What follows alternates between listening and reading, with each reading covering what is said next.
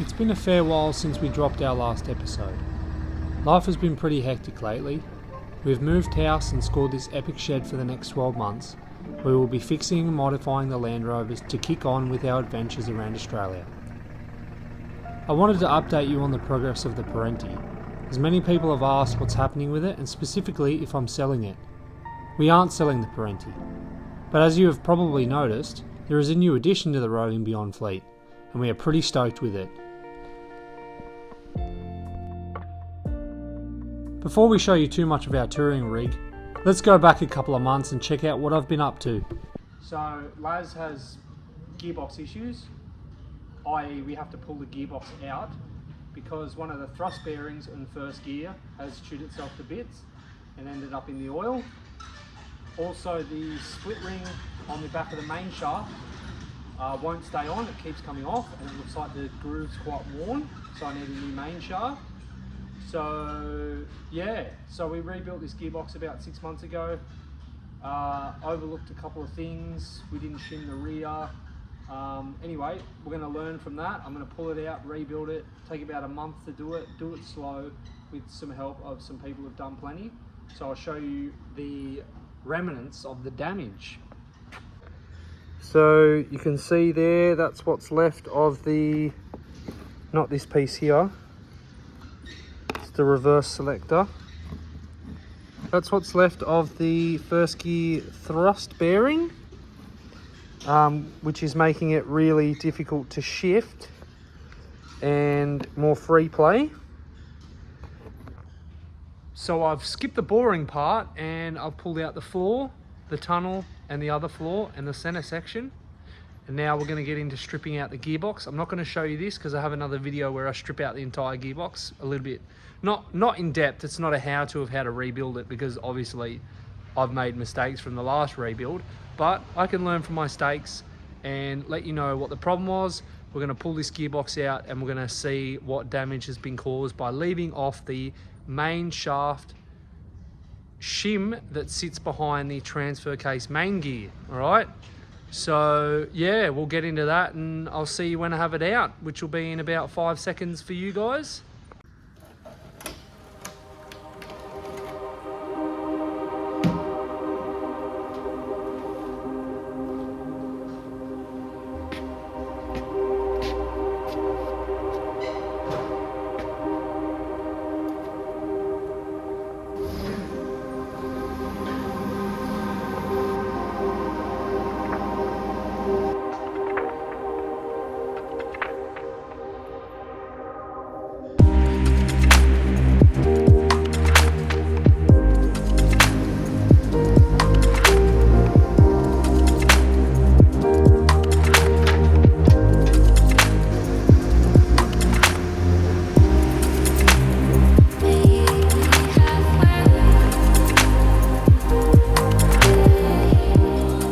So we're going through and we're having a look at all the damage from the rear shim being missing, which we won't stuff up again.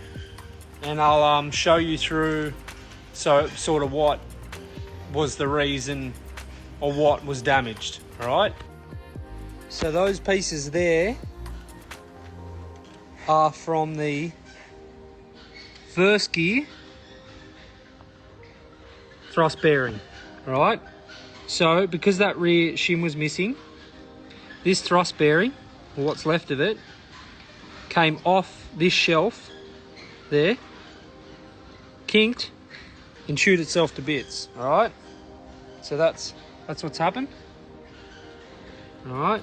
And because the whole main shaft was able to move back and forward, that's resulted in, where are we? The main shaft support bearing, I don't even know if you can see that. The pins have like some wear from like it being movement back and forth up. And then also the back and forth motion on that has resulted in, well, it's an old shaft as well. The rounding off of where the circlip goes, so that popped off as well. So I'm going to get a new main shaft because they're not actually that expensive. All of this is going to go back on. I've checked all the thrust bearings in between and they're in immaculate condition. There's nothing, I can't see anywhere. There's no excessive free play. So that's the, whoa, we're zoomed in there. Holy shizen. So that's the damage report on the LT95 thus far. I haven't found any other damage. So I'm going to order some of those parts at some point and we're going to get it back together and hopefully get Laz back on the road. But Laz's regos, so we've got to register it in WA. So I've got a couple of other things that I need to fix.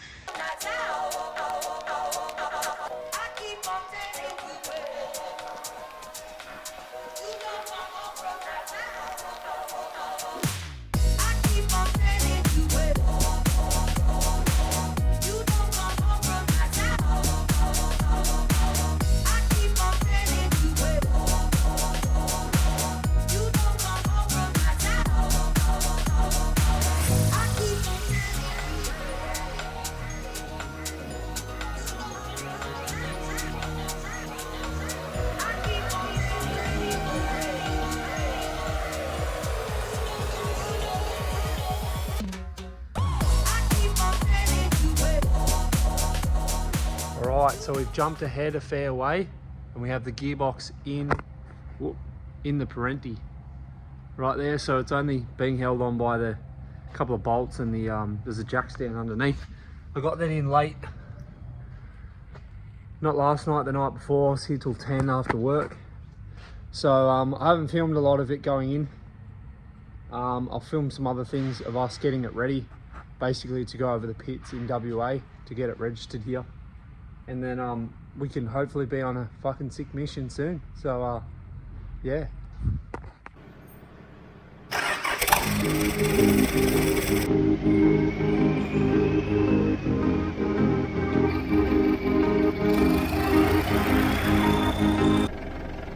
Alright, so we're going for a first little car park test drive.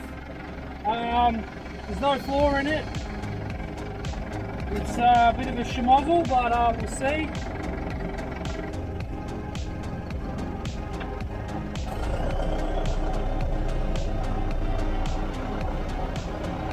Third gear, in.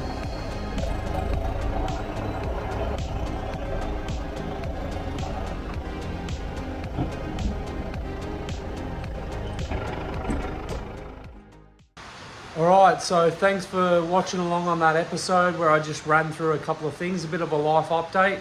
Laz made it home. We drove it about 40 kilometers home to where we live now in this nice U-Butte shed.